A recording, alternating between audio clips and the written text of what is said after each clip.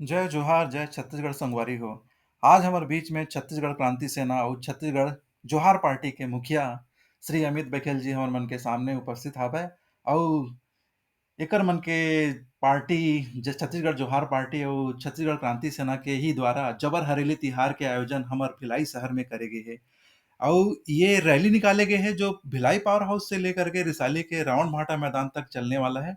और ये रैली के साथ साथ हमारे छत्तीसगढ़ के बहुत सारे रंगारंग कार्यक्रम भी साथ में चलने वाला है भाई।